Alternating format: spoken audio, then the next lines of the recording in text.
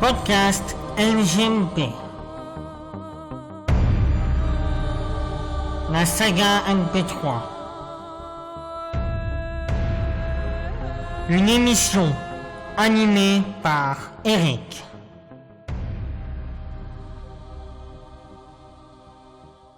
Salut à tous et bienvenue dans ce premier podcast sur la saga Le Garçon au mystérieux pouvoir.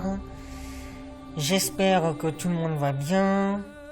Voilà, donc comme vous vous en rendrez compte, c'est le premier podcast que je fais, donc j'espère que ce sera pas trop biscornu, voilà. Donc j'ai un invité ce soir. On salue Nutom, qui est acteur dans la saga notamment. Salut. Salut Eric.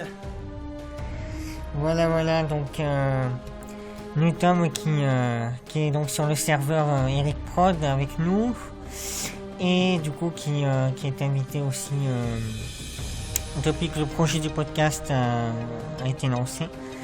Et il y aura peut-être des invités surprises, qui sait, s'ils n'oublient pas d'enregistrer évidemment. Voilà, on espère que ça va être sympa. Donc, on est là ce soir pour évoquer du coup un peu la saga, parce que voilà, c'est un podcast du coup spécial NGMP, c'est l'abréviation du titre de la saga parce qu'il est quand même assez long, faut dire. Et du coup, c'est ma première saga, donc dans le monde de la saga sphère, je suis l'agneau, on va dire. Voilà. Et du coup voilà, on va parler un peu du projet que j'ai lancé, de tout ce qui tourne autour, l'histoire, les persos, voilà, on va voir au fur et à mesure, mais on va évoquer un peu tout ça. Donc, Nutom, toi, tu as écouté du coup ce qui est déjà sorti, à savoir Prologue, épisode 1, épisode 2, si je ne m'abuse. C'est bien ça, et même le petit bout que tu nous as laissé en avant-première. Ah oui, c'est vrai, l'introduction de l'épisode 3. Et oui. C'est vrai, je l'avais oublié celui-là. Le truc de 2 minutes, tu sais, pour bien faire enrager les gens. Ah mais moi j'étais content, hein. C'est une partie où j'apparais, franchement, je vais pas me plaindre. Ah oui, c'est clair. C'est clair. Bah ouais, on pourra éventuellement s'écouter des petits extraits si jamais. Voilà, mais c'est vrai que je suis assez content de ça, parce que l'épisode 3, c'est là où commence vraiment l'aventure en quelque sorte. Mais bon, on va commencer par le commencement du coup. Alors, est-ce que tu peux nous dire un peu qu'est-ce que tu as pensé de ce début, prologue, épisode 1, épisode 2, l'évolution que tu as remarqué, ou les choses que tu as aimées, moins aimées, enfin la totale quoi. Alors, je vais pas trop parler de l'histoire, parce que comme tu as dit, l'histoire se lance, donc après l'épisode 1 et 2 mettent plutôt bien en place les bases. C'est-à-dire qu'au début, quand tu écoutes juste le prologue et l'épisode 1, tu sens que c'est que tu plantes le décor. L'épisode 2 finit vraiment de mettre ça en place, on commence vraiment à s'y retrouver entre qui est Eric déjà, parce qu'au début on arrive, il fait étal de ce qu'il sait faire sans plus de préambule, on va dire. Donc précisons que Eric Magic est le personnage principal de l'histoire, et que c'est un sorcier au pouvoir assez démesuré quand même. C'est ça. Et ça, il ne s'en cache pas, ce qui est assez drôle en soi. Enfin, c'est drôle. Oui, si, c'est assez drôle. La façon dont justement il arrive et hop là. Oui, c'est vrai. C'est vrai que Eric Magic, c'est un personnage qui est très très complexe, mais bon, on en parlera après. Vas-y, continue. Voilà, comme je disais, pour les 2 premiers épisodes, pour l'instant, les deux premiers épisodes, pour l'instant, c'est juste de la mise en place, donc on ne peut pas vraiment parler encore trop d'évolution. L'évolution, on va plutôt la remarquer du côté technique. Ouais.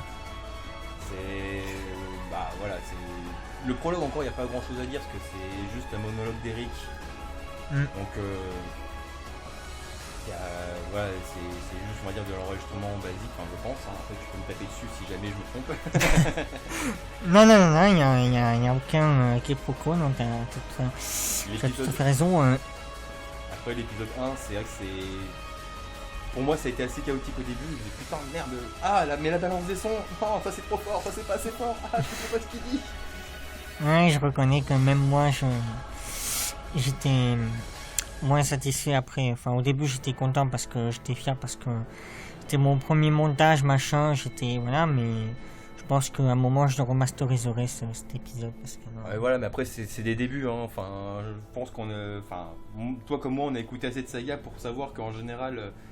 Les premières créations sont souvent un peu comme ça, et après justement tu as une V2 Engin qui sort, ou même tu vois une progression sur la suite des épisodes. D'ailleurs, progression qu'on peut constater pour Etienne déjà dès l'épisode 2. On voit quand même que niveau des dialogues c'est beaucoup plus clair déjà, enfin on comprend mieux ce qui se passe. Bon, on voit déjà, c'est l'évolution technique entre le 1 et le 2, c'est ça surtout qu'on peut relever. Et j'ai hâte du coup de voir ce que tu nous réserves pour l'épisode 3.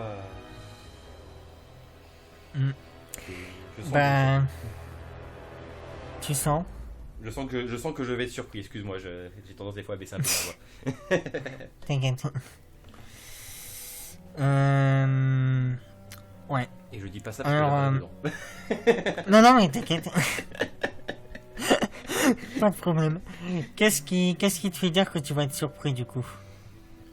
Bah, bon, déjà, sans surprise, c'est le petit book que tu nous as diffusé, qui, enfin, niveau qualitatif, et objectivement, on sent quand même qu'il y a, enfin, je sais pas, je trouve qu'il y a un niveau de l'équilibrage des sons, du niveau du dialogue, etc.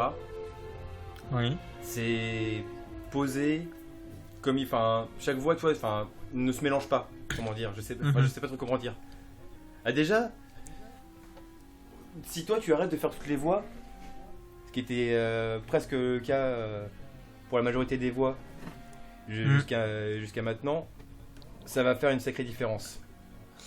Bah alors c'est vrai que par rapport à ça, juste je regardais parce qu'il y avait quelqu'un qui venait de se connecter là sur le salon Discord, donc j'essaie de voir qui c'est, mais bon, avec la synthèse vocale. C'est Pivert qui s'est remis. Ah ok, d'accord. Ouais, donc ouais, je disais, c'est vrai que pour tous ces petits trucs là, en fait, c'est là en fait où c'est assez chaotique parce que ce projet en fait à la base c'était un roman. Pour expliquer un petit peu du coup à ceux qui ne connaissent pas encore. À la base, le garçon mystérieux pouvoir, c'était même pas censé être une saga MP3 ni rien, c'était juste censé être un bouquin en fait que je voulais faire publier, enfin en série, du coup une série que j'ai écrite. Donc j'ai commencé à écrire le tome 1 en juillet 2017 précisément, et j'ai fini d'écrire en décembre 2000. Je sais plus si c'est 18 ou 19 parce que le temps il passe tellement vite que je suis paumé à force, mais enfin bref, j'ai mis à peu près 2 ans pour l'écrire. Et du coup en fait c'est j'ai aussi commencé à écrire le tome 2, donc là je suis au chapitre 13 parce que j'ai eu pas mal de moments où j'ai eu des pannes d'inspiration au bout d'un moment parce que voilà, je savais plus quoi lui faire. Le fameux quelle aventure, de la page blanche. Quelle aventure faire arriver à Eric et ses amis. Et puis il y a quelques mois, donc vers la fin de 2019, en novembre, puisque c'est là que j'ai fait le prologue, je sais pas pourquoi, j'ai eu envie en fait de me lancer dans la saga MP3 parce que parce que j'ai découvert le monde de la saga MP3 en 2016, donc avec Nullbuck, Reflet d'acide, Adoprissocsis, enfin tous les classiques quoi, Xantar, et avant ça les 2 minutes du peuple. Et donc voilà, j'ai eu 3 à 4 ans pour écouter plus de 300 ou 400 sagas. Donc j'ai pu voir un peu comment chaque créateur bossait à sa façon, voilà. Donc je me suis dit que je voulais aussi tenter l'aventure. Et c'est aussi parti du fait que depuis peu j'avais découvert Discord et que j'avais pris contact avec des créateurs comme Destrocorn ou Dr. Wolf. Alors ça c'était vraiment juste j'ai juste halluciné sur le moment quand j'ai pu leur parler pour la première fois. C'était un véritable honneur pour moi. Ouais, je comprends. Et du coup, l'honneur, ça a été quand Dr. Wolf et Destrocorn, enfin tous les autres ont accepté de jouer dans ma saga. Ça fait quelque chose. Mais oui, du coup, j'ai voulu me lancer dans ça. Et donc du coup, pour commencer, en fait, j'ai décidé de me lancer un peu sur un terrain que je connaissais déjà et d'adapter en fait ma série de romans en saga MP3. Alors, l'adaptation est fidèle, mais sinon ce serait pas une adaptation. Mais après, je fais quand même pas mal d'améliorations et de petits changements par rapport au bouquin, parce que par exemple, le méchant Morstan, à la base dans le bouquin, on ne voit qu'à partir de du chapitre 19, il apparaît, voilà. Il y a plein de trucs comme ça, des scènes ou des persos qui n'existent pas dans le bouquin, ou alors qui existent de façon narrative, mais que comme dans la saga j'ai pas fait de narration, du coup voilà, il y a plein de petites choses comme ça que j'améliore et que je trouve que ça rend mieux comme ça en saga en fait, que si j'avais vraiment fait tel que dans le livre, parce que ça aurait moins passé en format audio quoi. C'est le principe de l'adaptation après, tu l'adaptes au support quoi. Tu peux pas. De toute façon, c'est juste un livre audio, c'est plus une saga MP3. Oui, c'est ça. C'est le principe de l'adaptation. Si tu aurais juste transposé ton œuvre à l'oral, ça aurait été juste un livre audio. C'est la différence entre transposer et adapter. Tout à fait. Et donc, voilà, donc après à ce moment-là, en fait, quand j'ai commencé du coup à faire la saga, je commençais à tâtonner un peu Reaper, parce que Audacity, autant dire qu'au niveau accessibilité pour les déficients visuels, niveau accessibilité pour les déficients visuels, c'est de la merde. Bah, je te rappelle comme voilà. que il me semble que tu es aveugle, c'est ça? Oui, c'est ça. Faut le préciser parce que tout le monde ne le sait pas. Donc, moi je me rappelle que la première fois où je t'ai dit oui, mais les descriptions visuelles, et quand tu m'as dit que tu étais aveugle, ça m'a mis une grande tarte dans la gueule. Faut dire ce qui est. Faut aussi prendre ça en compte, mine de rien. C'est important. Oui, pas de société. Ah ben oui, c'est sûr. Mais après, voilà, c'est vrai que voilà, je commençais Audacity, je l'ai jarté en fait, parce que bon, c'est un logiciel c'est un logiciel pour débutants à la base, pour se donner la main un peu avec le montage, mais c'est vrai qu'au niveau accessibilité, voilà, c'est que dalle.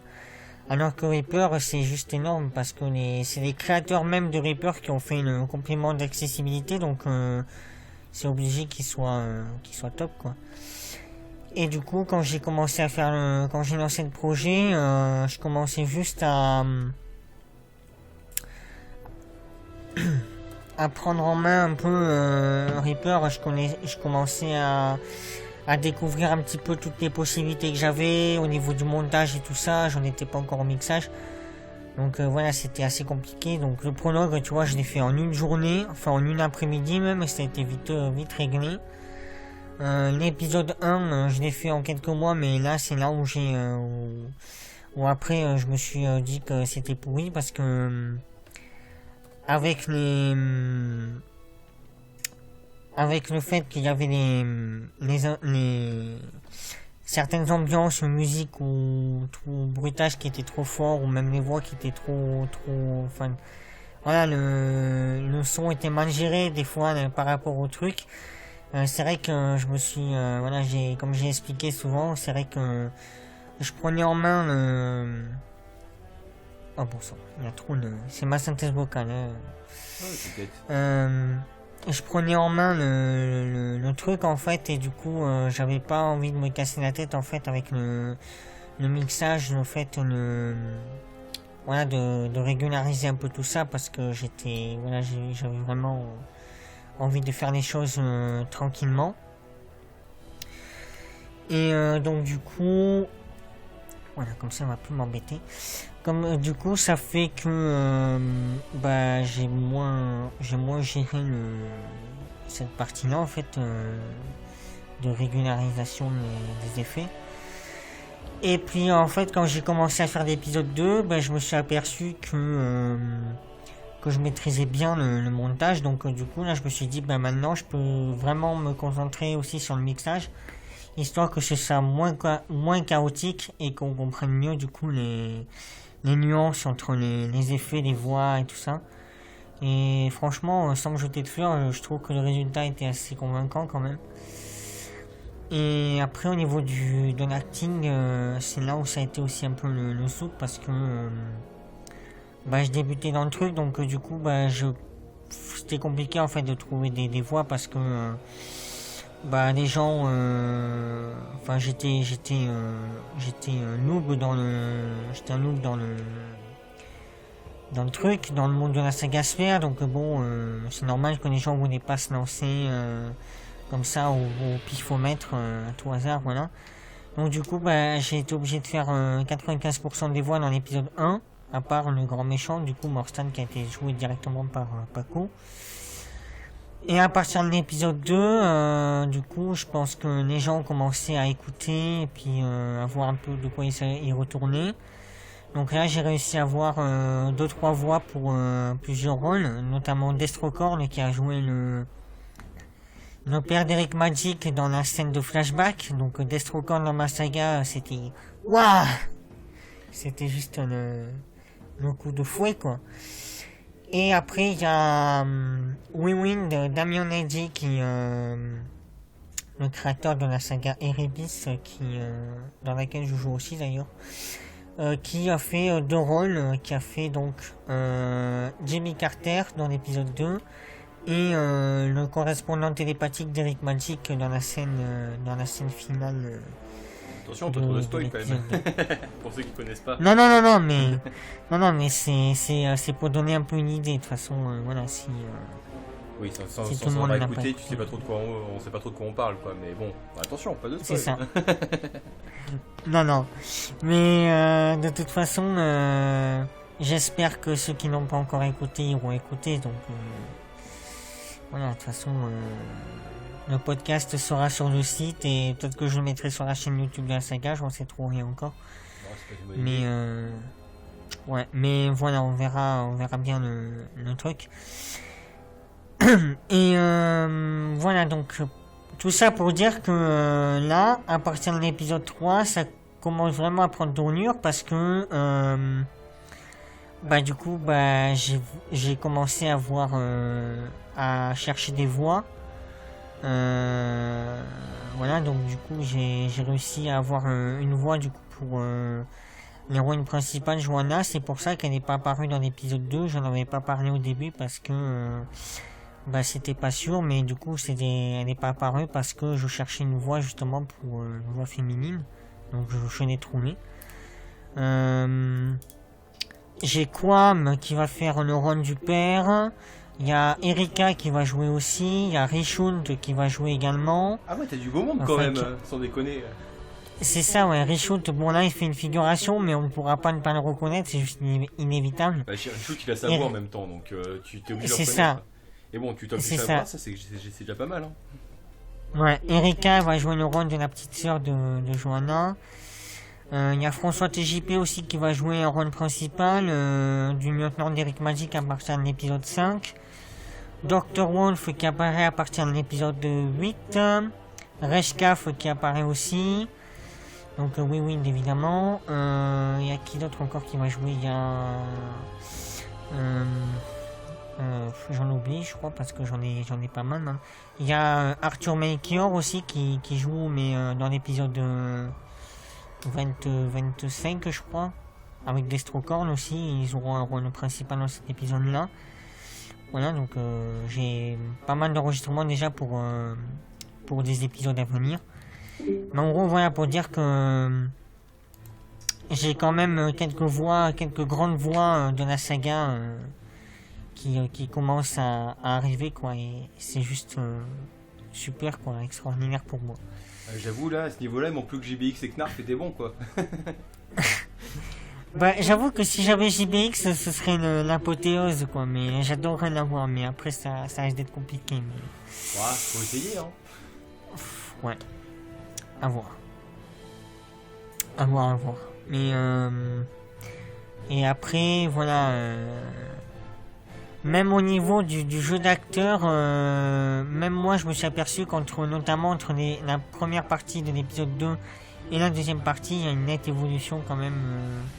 Toi-même, tu me l'as fait remarquer, nous, Tom, hein, d'ailleurs, qu'il y a un changement assez, enfin, peut-être pas spectaculaire, mais assez conséquent, quoi. Oui, c'est assez conséquent pour être remarqué dès la première écoute, quoi. Ouais. Parce que c'est vrai que la deuxième partie de l'épisode 2, quand même, c'est une partie assez mouvementée avec des scènes... voilà, c'est surtout du flashback, mais c'est quand même des scènes assez importantes et qui prennent bien, surtout une en particulier, si tu vois laquelle je veux dire. Lequel tu parles. C'est vrai qu'on peut remarquer l'évolution, et même au cours de l'épisode, on voit qu'il n'a pas été enregistré et tourné en une fois. C'est parce que même entre la première moitié de l'épisode, qui est mieux que le premier épisode, et la deuxième partie, tu vois même déjà qu'il y a une évolution. Enfin, c'est... Pour ça, moi, je pense qu'on va être surpris par la suite, c'est parce que rien que sur un épisode, tu vois l'évolution entre le début et la fin de l'épisode. Qu'est-ce que ça va être l'épisode qui va sortir combien de mois plus tôt déjà, enfin plus tard déjà, enfin, ça fait un moment qu'on l'attend, mine de rien. Bah, l'épisode 1, je l'ai sorti en janvier 2020 et l'épisode 2, je l'ai sorti le 2 juillet de cette année, là, 2020. Donc il y a eu au moins 6 mois entre les deux, quoi, presque. Voilà, et là, bah, ça fait quoi? On est maintenant en septembre et... Et bon, bah, on a hâte, hein, mine de rien. Enfin, moi, perso, j'ai hâte, hein. Je te le cache pas. Bah, j'ai déjà bien avancé sur l'épisode 3. Et là, tu vois, c'est vrai que le fait d'avoir pas mal de voix, ça me soulage quand même un peu parce que j'ai pas mal, là, tu vois, dans l'épisode 3, pour l'instant, je ne fais que le rôle d'Eric Magic. Bon, après, je pense que je fais genre des figurations, mais des figurations de magiciens qui se font poutrer par lui, donc c'est surtout des onomatopées et tout ça, et là, je module ma voix et machin. Donc ça se percevra moins quand même d'une certaine façon, tu vois, moins clairement que quand tu fais des rôles secondaires, il y a une différence entre réutiliser sa voix pour faire des figurations et réutiliser sa voix pour faire des rôles secondaires et ou principaux, où là par contre c'est... le problème c'est qu'on te reconnaît facilement, surtout que toi tu as une voix quand même qui est assez spécifique, comme je te l'avais déjà dit, on te reconnaît. Je sais.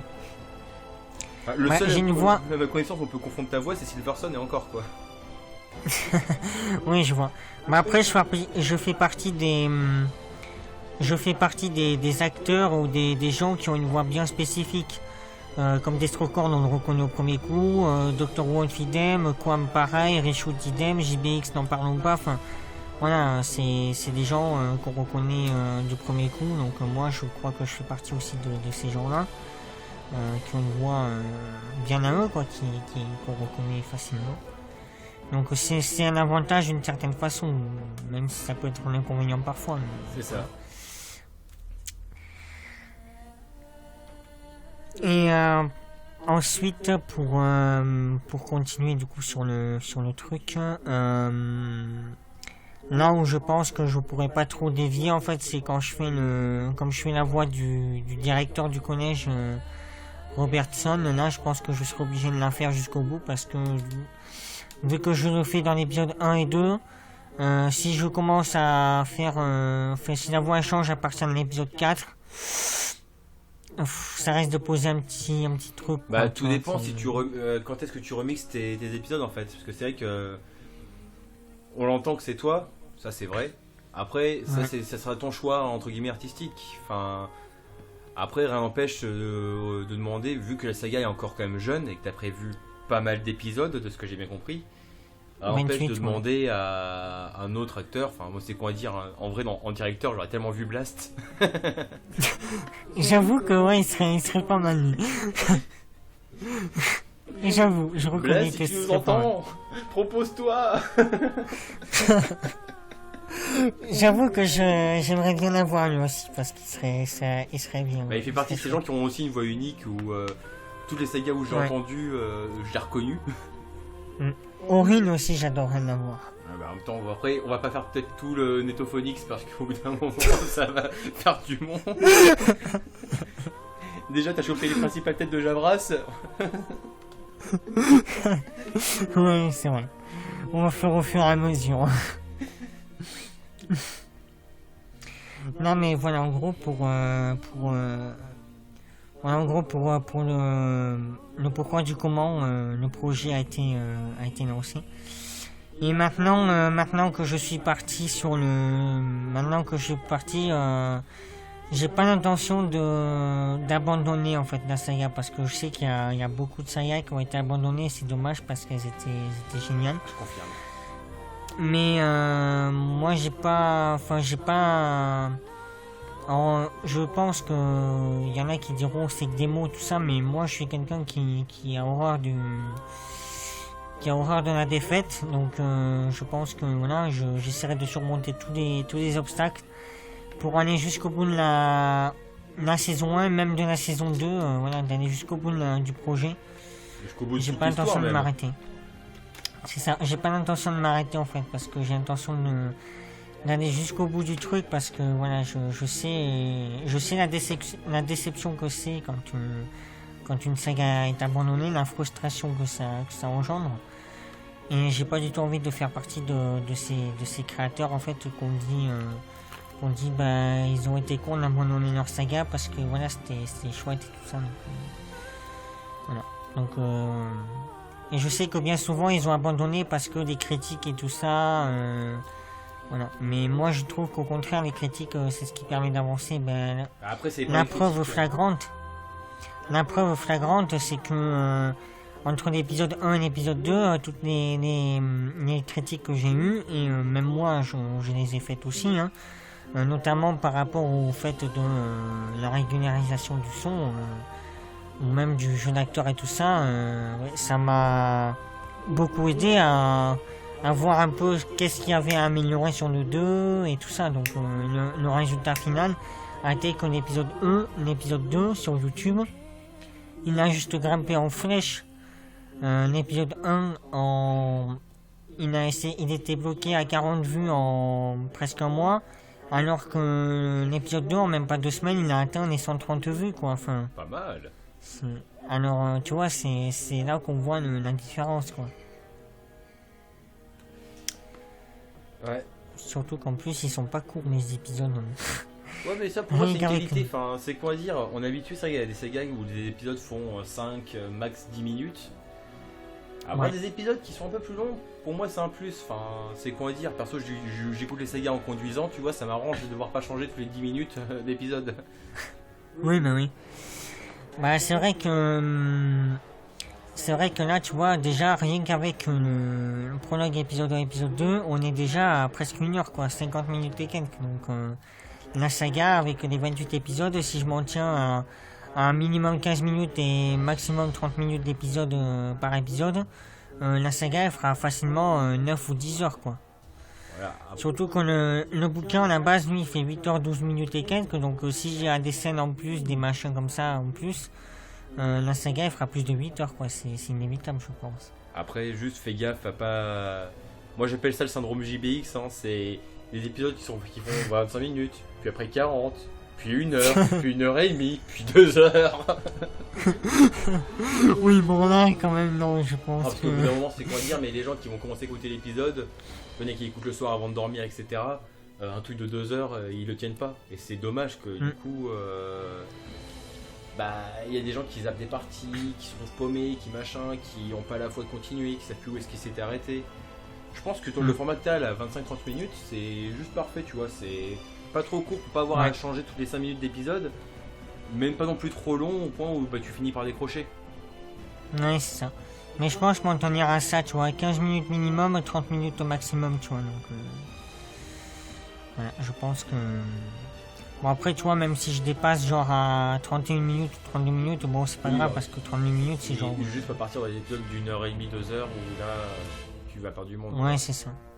Bon après voilà, je vais essayer de m'y tenir, après voilà je promets pas que ça dépassera pas 30 minutes des fois, mais voilà. Mais dans l'idéal, je vais essayer quand même.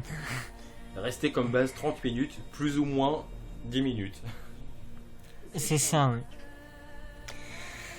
Maintenant, on va évoquer du coup un peu les personnages. On a un peu vu le côté un peu technique parce que bon, c'est vrai que une histoire, on va éviter de la spoiler parce que moi, je pense que tous les auditeurs ne l'ont pas encore écouté. Mais du coup, en fait, je pense que ce qu'on va faire, c'est que on va faire un truc assez simple, c'est que ceux qui n'ont pas écouté la saga, arrêtez-vous là et reprenez-la après, puisque on va parler de l'histoire et des personnages. Donc, tant pis pour le spoil. Ceux qui n'ont pas encore écouté, arrêtez le podcast ici, écoutez la saga et revenez écouter la fin après. Et pour les autres, restez et continuez. Ceux qui s'en foutent du spoil et ceux qui ne vont pas écouter la saga mais qui vont quand même avoir envie de l'écouter à la fin du podcast. C'est ça. Et puis à la limite, je pourrais toujours balancer des petits extraits dans le podcast, mettre des petits extraits, mais genre bien suspense, juste pour vous faire chier et de vous donner envie d'écouter la saga. C'est les meilleurs extraits ça en général. Comment ? C'est les meilleurs extraits ça en général. Je pense notamment à 2-3 extraits comme par exemple l'extrait, la scène finale de l'épisode 2 avec la discussion télépathique et l'introduction de l'épisode 3, je pense que c'est ceux qui font le plus rager quand même. Ouais, j'avoue, moi personnellement je suis sur ma fin depuis un moment. Je pense que c'est les deux trucs qui font le plus rager quoi. Parce que les deux épisodes, je les termine sur un truc de suspense, donc bon. Donc on va enchaîner donc avec l'histoire, donc Garo spoil, et puis on va enchaîner aussi sur les persos dans la foulée. Alerte spoiler. Donc ouais c'est ça. Faudrait que je trouve un jingle. Alerte spoiler. Bref. Donc l'histoire, en somme, c'est donc un jeune garçon du nom d'Eric Magic qui débarque au collège Gustave Eiffel à Paris en l'an de grâce, non, en l'an 2016. D'ailleurs, juste une petite question. Oui. Le collège Gustave Eiffel, il existe vraiment ou pas ? Je me suis pas renseigné. Je crois pas. En vrai, je crois que ce truc-là, je l'ai carrément inventé en fait. Oh, c'est juste une petite question à la con, hein, mais... Non, t'as raison. Mais je crois qu'il y a même un autre collège que j'ai mis dans l'histoire qui s'appelle Philippe Auguste, et je crois que celui-là aussi n'existe pas, que j'ai inventé. En vrai, je me suis pas renseigné pour savoir s'ils existaient, mais je m'en fous en fait. Parce que j'ai lu plein de bouquins en fait où il y avait des lieux ou quoi qui avaient été complètement inventés, qui n'existaient pas dans la réalité, tu vois, mais c'est ça qui fait le charme aussi d'un bouquin des fois, tu vois. Le fait qu'on crée des lieux, des situations, des trucs comme ça qui n'existent pas à la base dans la réalité, tu vois, mais tu vois ce que je veux dire. Oui, je vois. Donc l'histoire, ce jeune garçon Eric Magic qui arrive au collège Gustave Eiffel, il arrive donc pour révéler que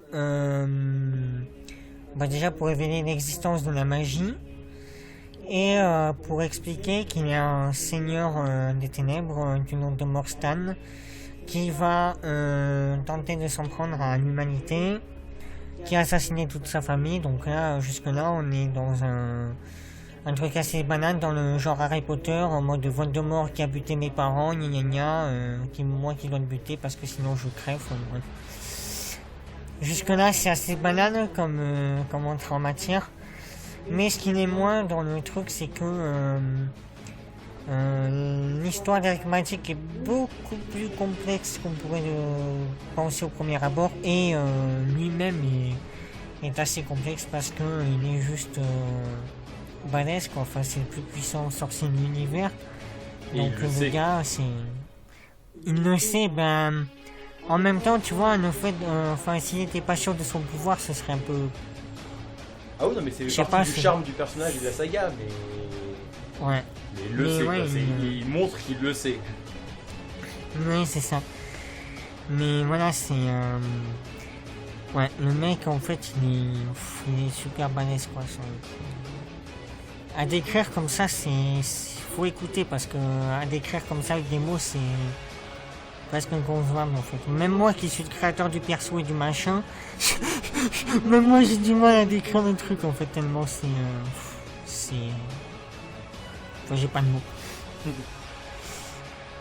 Alors du coup, toi, Tom, comment tu décrirais le...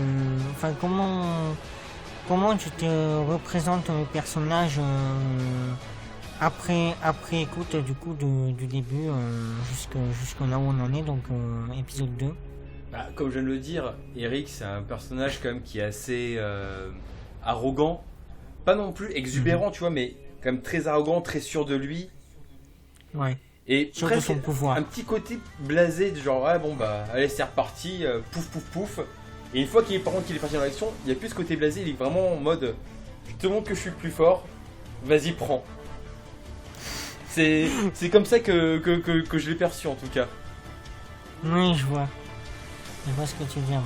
Il est sûr de son pouvoir en fait, hein, c'est vraiment... C'est ça, c'est donc on est à la partie spoil, hein, tu vois, dès l'épisode 1 où il se fait emmerder par un petit caïd du collège, qui dit ouais, c'est moi le boss et tout machin, alors pouvoir magique dans ta tronche, voilà, tu m'humilies devant tout le monde, c'est bon, vous avez compris, le prétendant, ok, pareil, c'est bon les autres, ok. C'est vrai que c'est assez démonstratif. C'est ça, mais après il est pas non plus exubérant à toujours dire c'est moi le plus fort, etc. C'est non, c'est bon, je suis là, bon, ok, je suis fort, ok. Maintenant, on va faire en sorte que quand même tout se passe bien. C'est pour ça que je dis qu'il est pas exubérant, c'est que. Il y a ce côté sûr de lui où en effet il humilie. Il humilie. C'est pas non plus un gros sadique. Pas trop non plus. Parce qu'il va pas non plus s'en prendre gratuitement. C'est à chaque fois, c'est les gars qui essayent toujours de faire une petite mise en garde avant. Et après seulement. Après, bon, quand c'est face à des méchants, notamment les hommes de Morstein. Morstein. Et je ne retiendrai jamais le nom de ton méchant, par contre, je suis désolé, j'essaye à chaque fois. Frankenstein. Bref, face à eux, il est sans pitié. Tu vois que, et hop, bim, je balance mes sorts, blablabla. Et bon, bah, emballer, c'est peser. Suivant, non, plus personne. Bon, bah, on va retourner à la vie normale. Pour ça, il y a ce côté un peu blasé hors action. Et dans l'action, il y a ce côté j'en vois tout. Ouais. Bah, c'est vrai qu'en plus, le truc que tu te dis, je pense notamment à l'épisode 2, quand il y a un affrontement là, dans la cour de récré avec le loup, le monstre et puis le mage après. Tu te dis que d'abord le loup il s'en prend plein la gueule parce qu'il se fait littéralement foudroyer, tu l'entends d'ailleurs il essaie de s'en prendre avec Eric Magic et qui lui dit espèce d'idiot, t'as pas compris que je suis immortel, et là il lui envoie des éclairs dans la gueule, l'autre le loup il est mort. Et t'as le mage qui essaie de le tuer, il lui renvoie le sort, enfin il contre le sort. L'autre, il prend un bâton de magicien, il essaie de lui envoyer une nouvelle choc. Eric Magic qui réplique, il est projeté à l'autre bout de la cour, le mec. Lui, avec un simple mot, il brise son bâton.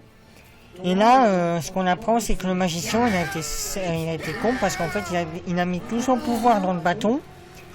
Du coup, il n'a plus aucun. Le seul pouvoir qui est resté en lui, il l'a utilisé avec son sortilège de mort.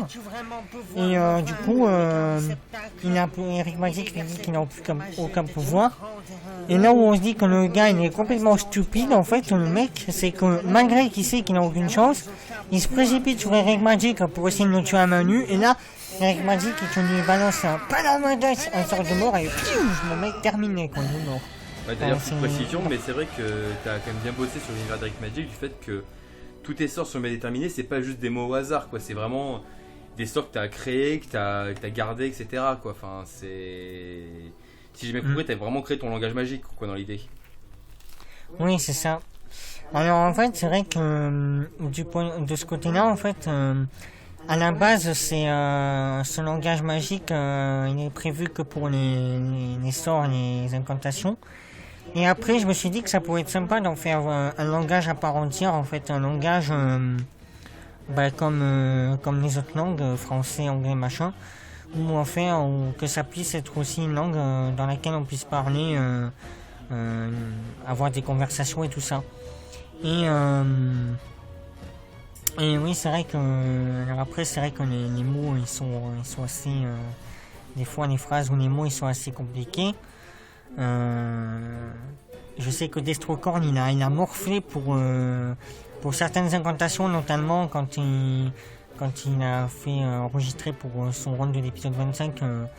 À un moment, il a grave morflé pour réciter le truc parce que c'était tellement complexe comme mot et tout ça. Mais c'est vrai que cette langue, ça m'a pas mal demandé de boulot, ouais. Bah, notamment l'incantation qu'il fait au début de l'épisode 2. Si tu te souviens, il fait quand il arrive chez lui, il dit il est temps d'élaborer un sort et là il crée une incantation, enfin il fait un truc en fait, on sait pas trop à quoi il sert encore ce sort, mais toujours est-il qu'il fait un sort et tu entends bien que quand même c'est pas quelques mots en fait, c'est littéralement des phrases qu'il prononce et tu sens qu'il y a une préparation de sort en fait qui arrive derrière, un truc qui monte jusqu'à l'aboutissement final, tu vois. Je vois. Après voilà, c'est le truc, c'est que pour l'instant, c'est que on va dire tous ceux qui vont écouter, etc. n'auront pas forcément les bases de cette langue, mais ils auront du coup la possibilité entre guillemets de comprendre ce qui se dit au fur et à mesure des épisodes. Ou t'as prévu juste de faire un lexique à côté, un truc comme ça? Alors, comme il y aura certains moments où,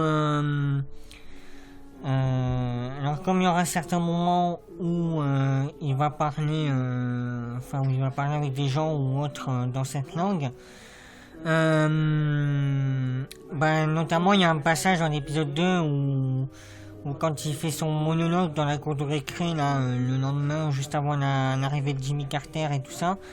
Il dit quelques mots, il parle un peu tout seul dans cette langue. Et j'ai l'intention en fait après de faire sur mon site,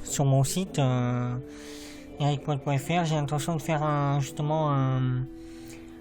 petit lexique avec la traduction en fait dans notre langue de ce langage, histoire que les gens se retrouvent pas largués en fait, parce que c'est vrai que ça peut être des paysans quoi, parce que bon, s'ils comprennent rien à ce qui se dit, à force ça peut être c'est l'inconvénient du format audio en fait. C'est contrairement à un livre, je vais dire au pif, Eragon, qui va avoir des mots dans une langue inventée, où tu pourras juste aller à la fin et regarder le lexique. Là, les gens seront directement mis face au truc et ah bah merde, qu'est-ce que ça veut dire et tout, merde, faut que je cherche, etc. quoi. Enfin, et du coup, c'est bien comme d'indiquer que ça peut être présent sur le site, donc soit dans le descriptif d'épisodes, etc. Soit. Alors l'avantage qu'il pourrait y avoir, c'est que effectivement, comme je mets aussi les épisodes en vidéo sur YouTube, je pourrais aussi mettre en sous-titres en fait. Je pourrais aussi mettre en sous-titres, mais c'est vrai que ça me paraît quand même mieux de faire en lexique, parce que c'est vrai que les sous-titres des fois ça défile trop vite ou quoi, donc du coup c'est compliqué. Ça après c'est l'inconvénient du format audio quoi. Il y a les avantages et les inconvénients. L'inconvénient c'est que quand t'as une nouvelle langue, c'est putain, faut que je cherche. Ouais. Mais après voilà, ce qui fait le charme aussi de ça, c'est que si en fait, parce que c'est format audio, il fallait se dire qu'il faut pas mettre une langue inventée parce que tu vas paumer les gens ou quoi, ça enlève un certain charme, parce que du coup le fait qu'il y ait une langue créée ou quoi, ça rajoute je trouve que ça apporte un certain charme au truc à la base, quoi, d'une certaine façon, tu vois. Ah, mais là-dessus, je suis assez d'accord en soi. C'est juste, voilà, moi je mets juste mes petites mises en garde. Parce que l'on en parle sur le fait, je précise qu'il n'y a rien qui est préparé, que ça à l'arrache. Mm. Et que du coup, bah, ça peut être compliqué pour les personnes, voilà, l'audio, parce qu'en général, en plus, tu dis que tu peux mettre des sous-titres sur YouTube. Le truc, c'est qu'il y a beaucoup de gens qui vont écouter des sagas sans forcément rester, sans rien faire à côté. C'est ça. Donc après, le mettre juste même les traductions et en sous-titres et en description d'épisodes, ça peut être un truc pas déconnant. Ouais, c'est vrai. Mais après, c'est vrai que voilà, pour moi, le mieux c'est de faire un lexique du coup sur le site avec la traduction de chaque mot et tout ça. Voilà pour. Alors, je pense que ça me demandera un boulot assez monstre et à mon avis, je le ferai soit au fur et à mesure, soit à la fin de la saison. Je sais pas trop, enfin, je vais voir. Mais toujours est-il que voilà, c'est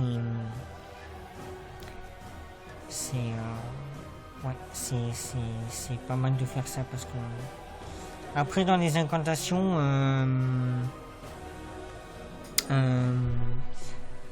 parce qu'en fait ce qu'il faut se dire c'est que même les sorts ils peuvent se traduire dans notre langue mais il y en a certains qui sont reconnaissables parce que par exemple quand il lancera quand il dira Paralytia, là on devine que c'est un sortilège de paralysie par exemple, tu vois. Là je suis d'accord, mais par exemple ton sort de mort on devine pas forcément que c'est un sort de mort. Ah non, Panavadite, non, c'est sûr que... Bah en fait je voulais en fait faire une particularité pour ce sort là, de sortilège de mort, parce que je me disais que si je faisais une incantation en fait où on entend le mot mort pour deviner que c'est un sortilège de mort, c'était trop facile en fait, tu vois, alors qu'avec ça. Après, là où on peut deviner, c'est soit en la réaction de la personne quand elle se ramasse le sort, ou avec le son qu'on entend, ou la réaction des gens. Enfin, c'est après pour comprendre que c'est un sortilège de mort, il faut jouer évidemment sur le fond sonore, quoi. Ah bah c'est sûr. Mais ça, je crois que j'y ai réussi dans l'épisode 2 notamment. Les 2 fois, il y a des sortilèges de mort. Ouais.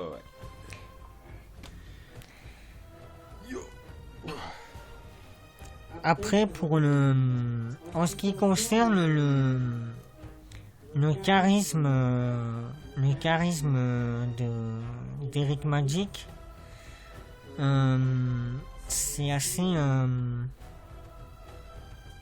Enfin, il y a quelque chose en fait qui fait qu'il en impose quand il parle. Quand il parle, en fait, on est instantanément, en fait, il y a un silence et du coup, tout le monde est à son écoute. Et c'est même sans savoir qu'il a des pouvoirs, et même si physiquement il n'est pas très impressionnant, parce qu'il est grand, il est mince, il n'a pas de muscles ou quoi apparent, mais il y a quelque chose qui fait que même sans deviner que c'est un mage, un sorcier, tu te dis que c'est pas un gars que t'as envie d'emmerder. Et celui qui s'y risque, au moins résultat. Bah déjà, il y a un truc aussi, c'est qu'il parle. Il va pas parler avec une voix forcément très forte ou très grave ou très machin. Il va pas parler avec une voix qui porte forcément. Il va juste parler avec ta voix. C'est ça, ouais. Et c'est ma voix normale. C'est quoi dire, mais sans sous-estimer souvent les voix un peu plus discrètes entre guillemets. Et qui vont du coup forcer l'attention des gens. Enfin, ça c'est un truc que j'ai pu voir ailleurs. Moi par exemple je fais du GN et j'ai vu que des personnages qui parlaient avec une voix très basse ou très cassée ou des voix qui vont pas porter loin vont en général inciter les gens à se taire autour pour justement mieux l'écouter. Oui. Et c'est ça en fait qui joue aussi pas mal dans le charisme d'Eric, c'est que il a pas besoin de parler fort pour être entendu. Oui, je vois. Enfin moi c'est comme ça que je le perçois. Après Non, mais tu as raison. Après, c'est vrai que par moment, il augmente le ton ou quoi, mais c'est surtout dans les moments un peu d'action et tout ça où quand il se moque un peu de ses adversaires en disant espèce d'idiot, tu croyais pouvoir me vaincre, et puis qu'il rigole et tout ça. Là, on voit bien que. Bah, comme j'ai dit, hein, en combat, il est très présent, il se lâche et tout. Puis après, quand il est hors combat, il va se poser, il va avoir une voix assez posée. Il est plus calme. La scène la plus posée, je pense, du moins jusqu'à Nord. La scène la plus posée qui est dans toute la saga pour l'instant, c'est la scène dans l'épisode 2 avec Jimmy Carter quand à la fin du flashback où on voit sa transformation, quand il discute avec Jimmy de ce qui va se passer après et ce qui va se passer maintenant et tout ça. Et juste avant la scène finale de l'épisode, si tu te souviens laquelle c'est. Ouais, je vois. Quand il dit la scène où il discute du fait que l'humanité a droit à une deuxième chance, etc. Tu vois. Ouais, je vois la scène dont tu parles. Voilà. Bah, cette scène-là n'est particulièrement posée, je trouve. C'est une scène où il y a pas mal d'émotions qui s'expriment autant l'un que chez l'autre. Parce que c'est vrai qu'Eric Magic, jusqu'à cet endroit-là, il peut paraître vraiment dépourvu d'émotions parce que il n'hésite pas à tuer les gens, il n'hésite pas à te balancer contre un mur ou à te faire voler en l'air ou machin. Et dans cette scène-là, en fait, ça fout un peu tous les premiers trucs par terre parce que du coup, dans cette scène-là, il se dévoile un peu plus qu'on pourrait croire parce que c'est vrai qu'à la base, lui, il est quand même neutre, il dévoile pas. Enfin, tu sais jamais ce qu'il pense, il n'y rien, quoi. Enfin, c'est ce qui fait qu'il est aussi imprévisible. Mais dans cette scène-là, en fait, il s'ouvre bien à Jimmy Carter et du coup, tu vois que les deux, il y a une sorte de lien en fait qui fait qu'ils se comprennent, quoi. Je trouve que c'est une scène. J'ai joué sur l'émotion dans cette scène-là, tu vois. Ouais, j'ai pu le voir. À l'entendre. Mais c'est vrai que oui, c'est tout un truc. C'est tout une panoplie en fait de jeux d'acteurs, d'émotions à mettre dans les trucs et c'est toute une évolution en fait au niveau des personnages et des situations aussi qui se jouent après.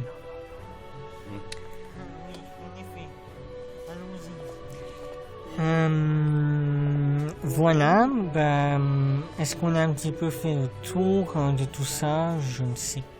Bah, vu ce qui est sorti pour l'instant, je dirais que ouais, ça fait déjà quand même un bon tour, mine de rien. Ouais, c'est vrai. On a parlé technique, histoire et personnages, enfin le principal personnage du coup qu'on a pu entendre jusqu'à maintenant. Ouais. Parce qu'après, c'est vrai que les autres personnages, les seuls qu'on voit, donc il y a Johanna, la jeune fille du coup qui rencontre Eric Magic, mais c'est vrai que pour l'instant, elle, on n'en sait pas trop. Enfin, on la voit juste dans l'épisode 1, donc pour l'instant, on peut pas trop en dire grand chose.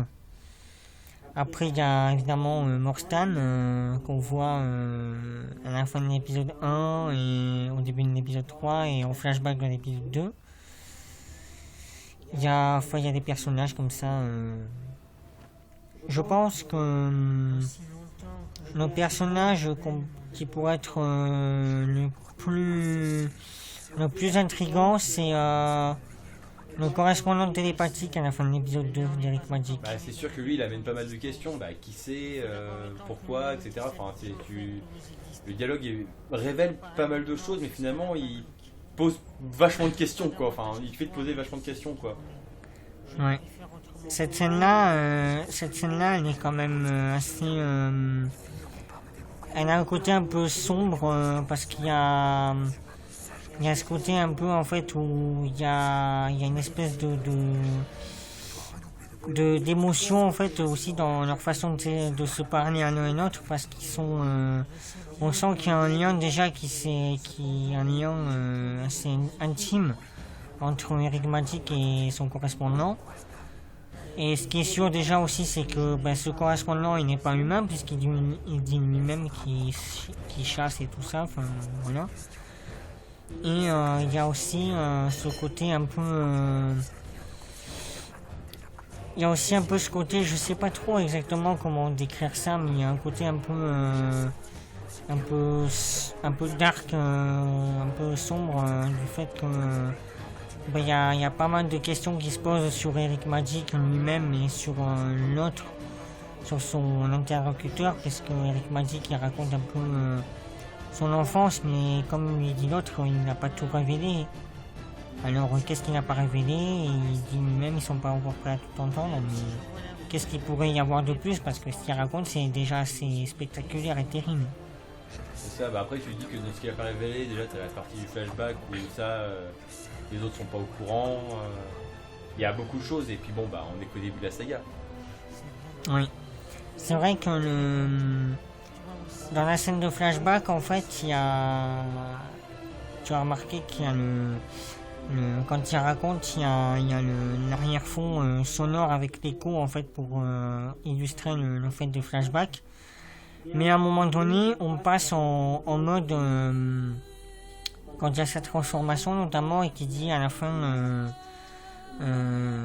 Morstan ne pouvait plus m'échapper, là il n'y a plus d'écho en fait, on passe on revient à la normale parce qu'en fait là on revit, enfin lui il revit la scène, on revit la scène et cette scène là aussi elle est assez forte. Ouais, assez forte. Parce que là, c'est vrai que cette scène-là, il ne la raconte pas, il la revit, mais les autres ne la connaissent pas. Donc je pense que quand il prendra cette apparence devant eux, ça va faire un choc. Mais cette scène-là, nous on sait du coup maintenant qu'il a cette apparence-là. Mais ouais, il revit cette scène-là.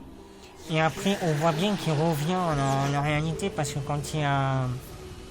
quand il rigole, la fois quand il y a sourire de triomphe, là, quand il s'aperçoit de son nouveau pouvoir et tout ça, on entend bien qu'il revient à la réalité. Parce qu'il y a un éloignement de sa voix et tout ça, la musique qui monte et qui s'arrête. Enfin. Tout ça, c'est des scènes qui sont très... qui montre des facettes qui posent un peu des questions d'une certaine façon, qui donnent des réponses, mais des réponses qui entraînent d'autres questions, donc au final c'est un cercle vicieux d'une certaine façon, quoi. C'est ça. Mais il y a le suspense. Et le suspense, à ma connaissance, c'est ce qui fait que souvent une histoire est attrayante, parce que du coup ça donne envie d'écouter la suite. C'est ça, tu veux savoir. Ouais. J'ai même des auditeurs qui m'ont dit comme ça à la fin de l'épisode 2. Mais c'est pas juste, ça se termine comme ça. Je dis ben oui, mais c'est le but. Eh oui, bienvenue les enfants, ça s'appelle un cliffhanger. C'est ça, le cliffhanger, ouais. C'est vrai que c'est vrai que c'est... Ouais.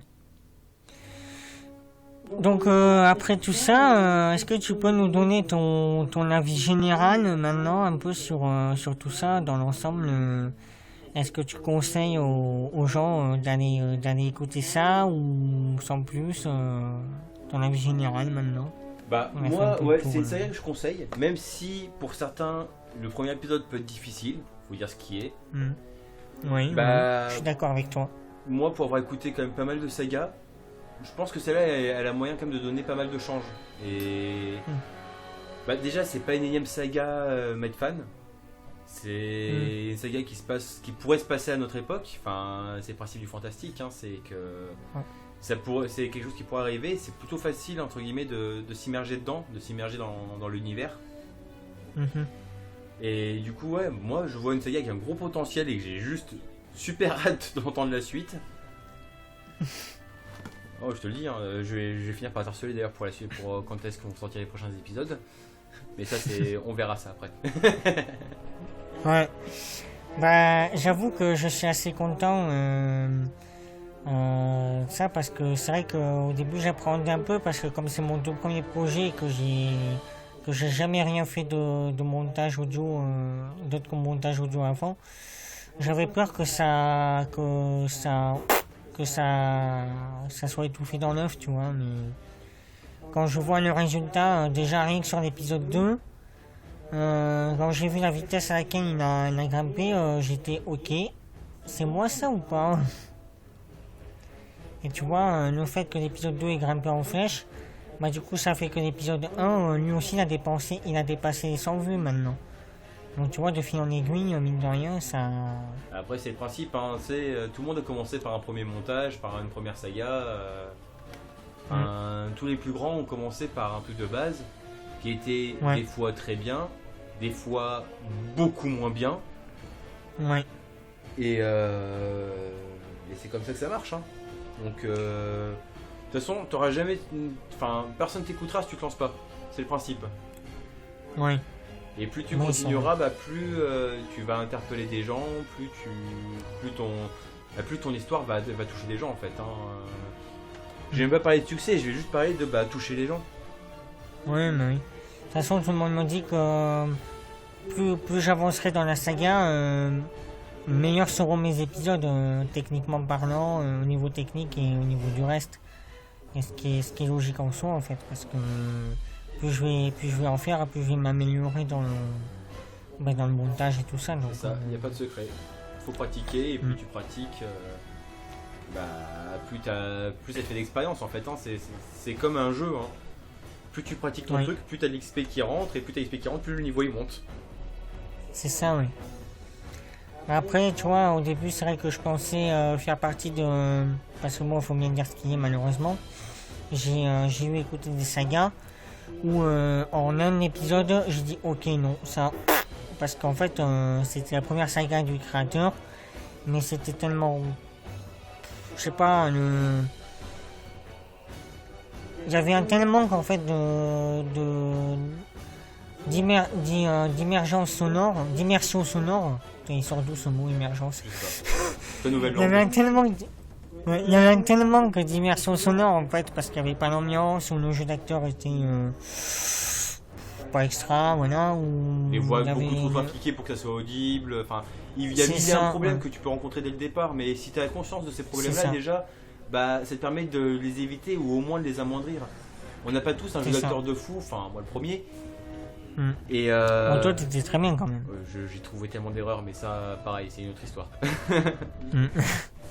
Mais voilà, c'est juste que quand tu as conscience des problèmes que tu peux rencontrer, tu vas faire en sorte de les éviter. Et c'est pour ça que même les sagas qui sont moins bonnes ne sont pas à jeter, et qu'il faut qu'elles restent pour que les gens prennent conscience de ah ouais non, ça c'est pas agréable, ah ça c'est pas cool, ça pourrait être mieux fait.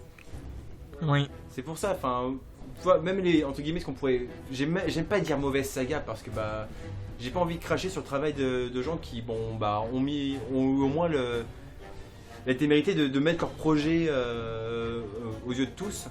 Parce que c'est quand même un courage, mine de rien. C'est pas tout le monde qui a le courage de révéler son bébé à tout le monde. Oui. Et ça fait une expérience en fait, en plus. Tout simplement. Ça donne des points de vue, ça permet de prendre du recul sur ce que tu pourrais faire toi. Enfin, t'aurais pas écouté ces sagas qui t'ont dit qui t'ont fait dire non, ça c'est pas cool. Peut-être t'aurais fait les erreurs que t'as repérées dedans. C'est ça. En fait, je pense que c'est le truc qui manque à ces sagas, c'est surtout que leurs créateurs se sont lancés dans la création d'une saga MP3 sans avoir auparavant écouté plein de sagas comme j'ai fait moi, pour voir les différentes façons de travailler de chaque créateur, parce que chacun travaille différemment, les différentes façons de gérer les trucs et tout ça. Donc je pense que ça peut énormément aider quand même de faire ça, tu vois, parce que moi par exemple je travaille, je sais que je suis pas le seul, mais moi je sais que j'ai plus de facilité à travailler au fur et à mesure, c'est-à-dire que j'enregistre les dialogues et je fais le montage au fur et à mesure. J'ai du mal, au début je voulais faire ça, mais en fait j'avais du mal à me projeter en fait à faire tous les enregistrements de tous les épisodes et après faire le montage, tu vois. J'ai plus de facilité en fait à faire tout au fur et à mesure avec les dialogues et après en rajoutant les trucs, à créer l'épisode au fur et à mesure, tu vois. Et voilà, moi je travaille comme ça. Je sais qu'il y en a d'autres qui font d'abord tous les machins et après ils assemblent tout. Enfin voilà.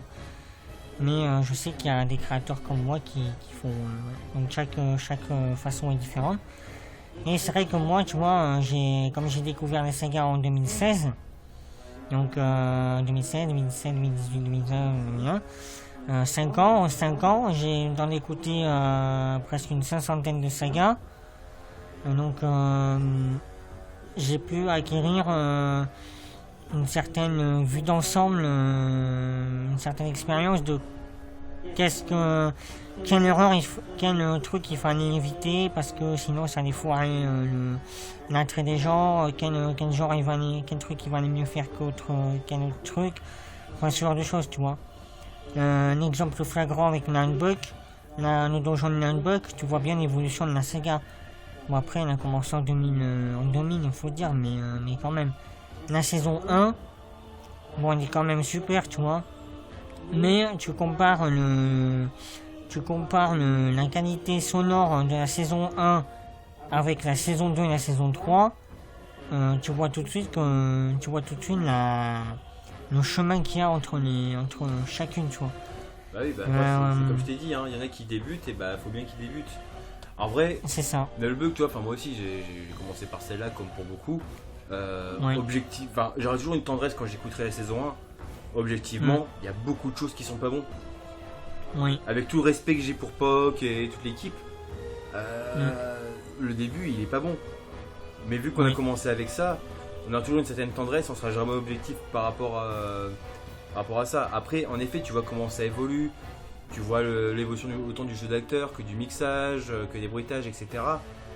Forcément, ça mais il avait refait les. Oui. Il avait refait les 3 premiers épisodes de la saison 1, mais je sais pas pourquoi il avait refait les 3 premiers épisodes et il avait même fait en version longue, en quelque sorte, il avait rajouté des scènes, des machins, des dialogues. Mais je trouve qu'il est dommage qu'il n'ait pas refait jusqu'à l'épisode de peut-être 5 ou 6, les pires, quoi, tu vois, histoire de les... Bon, après, je sais que c'est du boulot, donc voilà, c'est...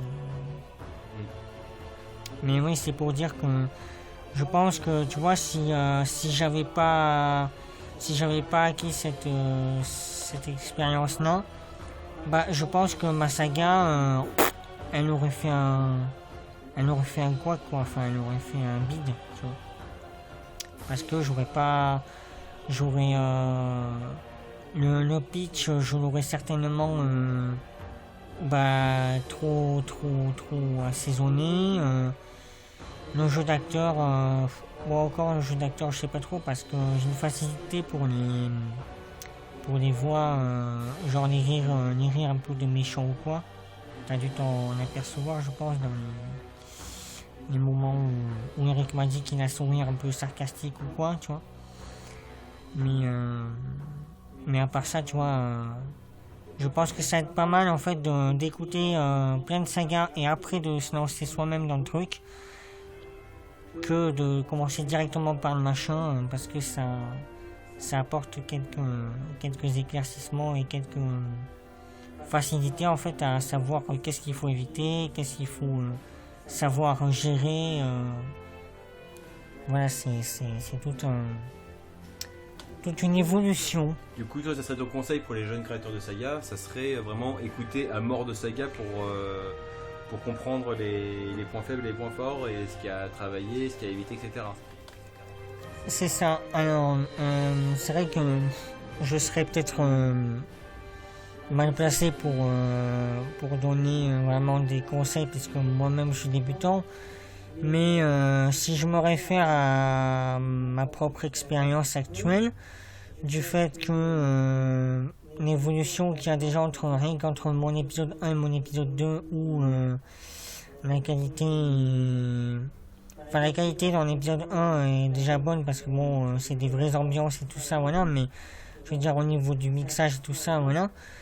Mais c'est vrai que si je pouvais me permettre un conseil, c'est vrai que vraiment écouter des sagas, plein de sagas différentes, de différents créateurs, de différents styles, ou même du même créateur, parce que tu prends les sagas de Destructor, tu compares la guerre de Tokot avec Star Trek ou, Skyzen ou Stegma. La guerre de Tokot, c'est la première à peu près qu'il a faite. Donc même lui aujourd'hui il m'a dit quand je réécoute Tokot et Star Trek aujourd'hui, je me dis putain mais Tokot c'est pourri, alors qu'en fait non, elle est super la saga, mais c'est juste que du point de vue sonore, du point de vue sonore aujourd'hui, ça paraît pourri, alors qu'en fait à l'époque c'était génial. Mais voilà, c'est pour dire écoutez plein de sagas, imprégnez-vous de ce que vous entendez, de la façon des créateurs de travailler leurs épisodes, la façon qu'ils ont de gérer les pitchs, les reverbs, les volumes d'enveloppe, les panoramiques, la spatialisation, même le design sonore et même le musique, le côté soundtrack, parce que la musique c'est aussi un truc hyper important qui apporte énormément à la situation, à la scène. Imprégnez-vous de tout ça et après lancez-vous et vous verrez que vous aurez tellement plus de succès, tellement plus de facilité. Et je vais me permettre de rajouter un truc, même si pour l'instant moi j'ai encore rien sorti. N'hésitez pas aussi à demander aux plus anciens. De ce que j'ai pu remarquer, en tout cas dans la saga Sphère, c'est que même ceux que vous mettez sur un piédestal n'hésiteront jamais à venir et à vous dire fais plus comme ça, fais ci, enfin, se donner vraiment des conseils dus à leur expérience. Ce que j'ai pu remarquer, moi, c'était via l'orchestre de l'humour, où du coup j'avais... Ouais. C'est ceux qui m'ont orienté vers les Discord, etc. C'est Blast qui m'a conseillé sur mon micro. Enfin, c'est... Les anciens, en général, rechignent rarement à donner des conseils. Donc, n'hésitez pas à leur demander, sans les harceler, bien entendu. Ouais. Après, il faut rester quand même correct. Oui, mais voilà. Faut jamais hésiter à demander, parce qu'on est comme dans un milieu où tout le monde est bienvenu et les nouveaux sont bien sûr toujours bienvenus, quoi. Enfin, et toujours bien orientés. C'est un milieu très ouvert, ouais, quand même. C'est ça. Merci, c'est à me chercher. C'est pas comme dans le cinéma où t'es une star ou t'es pas une star, mais t'es pas une star, t'es une merde, enfin t'es un sous-fif. Voilà, c'est ça. Le cinéma c'est un milieu assez fermé, alors que la saga Sphère, c'est pas un truc aussi connu encore que le cinéma, mais c'est quand même un milieu. C'est un milieu passionné en fait, la saga Sphère, qui est pas par hasard en général. Non, c'est vrai. Mais moi j'ai énormément demandé de conseils à Destrocorn ou Nekaos ou à Dr. Wolf ou quoi, je leur ai demandé beaucoup de conseils, même des bruitages de magie ou quoi que je n'avais pas trouvé ou à créer. Ils m'ont donné des conseils pour combiner ou autre. Ils m'ont même procuré des packs entiers, des machins, enfin ouais, ils sont géniaux. Donc surtout ouais, n'hésitez pas à tout ça, et aussi à vous imprégner du design et des musiques, parce qu'on depuis le début de la saga, même sur l'épisode 1, même si le truc est mal géré, on me dit que le choix des musiques est excellent et tout ça. Et voilà, sans me jeter des fleurs ou me valoriser, je dois reconnaître que j'ai été bien inspiré en les choisissant, parce qu'en fait, elles s'accordent bien avec les scènes, tu vois. Et même moi, en les choisissant, il y avait deux musiques que je trouvais qui pouvaient bien s'accorder à la scène, mais en réécoutant bien les deux, tu vois, il y en avait une que je trouvais mieux adaptée que l'autre à la scène. Donc franchement, ouais, c'est très important. Vraiment. Voilà. Conseil de débutants créateurs, mais d'auditeurs invétérés. Donc ouais, franchement... qui a 50 d'écoute de saga derrière soi, donc je pense que de ce point de vue-là, bon, on peut me faire confiance. Et je plus sois, et moi, par contre, j'ai 15 ans d'écoute de saga. Et voilà. Donc ça aide aussi. Mais après, 5 ans, c'est pas mal aussi quand même. Ah non, mais alors, après, passer un certain nombre d'années, entre 5 ans et 15 ans, il n'y a pas non plus finalement une grosse différence hein, selon le rythme auquel on écoute. Bah moi, sachant que c'est... quand j'ai rien à faire d'autre, c'est 24 heures enfin 24 heures par jour. Enfin, toute la semaine, donc... 24 heures par jour toute la semaine, donc voilà. Parce que bien souvent je me couche soit hyper tard ou pas du tout, donc c'est vrai que j'ai vite fait en une semaine d'écouter Sekou Saga, même si elle fait 12 heures ou 13 heures comme Jinsu Reva ou Ouais. je sais plus quoi encore. Ah, pareil, hein, moi je dors quand même, hein, et je travaille, mais vu que mon travail c'est de conduire, j'écoute en général 6 à 7 heures par jour. Sur la semaine, mine de rien, ça fait quand même pas mal d'heures d'écoute. Oui, c'est vrai. C'est vrai, c'est vrai. Eh bien, voilà, ça va être donc la fin de ce petit gros podcast, parce que bon, ça fait déjà... 1h15. Ouais, c'est ça, 1h15, hein, mine de rien qu'on est là. Merci à tous Ouais, ceux qui ont 19 tenu heures. jusqu'ici. 19h46. Oui, à la base, je pensais qu'on serait un petit peu plus nombreux voilà, d'invités, mais bon, c'est pas grave, au final... Après tout, c'est que le premier podcast. J'espère qu'il y en aura d'autres. Du moins, j'essaierai d'en faire d'autres. Mais oui, il y en aura d'autres. Voilà, quand l'histoire se sera un peu plus développée ou même pour d'autres choses. Donc voilà, bah écoutez, j'espère que ce premier podcast NGMP vous aura plu, et puis peut-être que vous aurez si vous n'avez pas encore écouté la saga, bah, vous aurez peut-être des petits extraits en arrière, un plan, voilà, pour vous donner envie ou pas d'ailleurs d'aller l'écouter. Et bah, sur ce, je vous dis à très bientôt. Merci à toi, Nutom, d'avoir pris du temps du coup pour être présent. Ouais, je t'en prie, ça m'a fait plaisir. Hein. Et puis merci à toi de m'avoir invité en vrai. De rien, mais c'était un vrai plaisir. Et puis j'espère qu'on aura l'occasion de se faire voilà, d'autres trucs en plus grand comité. Sur ce, les amis, je vous souhaite une bonne fin de soirée, un bon appétit, parce qu'il est quand même assez tard, donc ça va être l'heure de manger. Enfin, après, tout dépend qui écoute ça. Hein. C'est ça. Mais à notre heure, en tout cas, où on le fait, c'est l'heure de manger. Ouais, toute heure, de toute façon, c'est l'heure de manger, donc bon appétit à tout le monde. Et des bisous. C'est ça. Bon appétit à tous, et je vous dis à très bientôt dans un prochain podcast, une prochaine émission sur le garçon mystérieux pouvoir ou autre. Salut à tous, et portez-vous bien, surtout avec cette période un peu troublée, là, avec le corona et tout ça, enfin, la crise, voilà. Donc détendez-vous avec les sagas, des livres audio, de la musique, tout ce que vous voulez. Évadez-vous, profitez, voilà. Détendez-vous.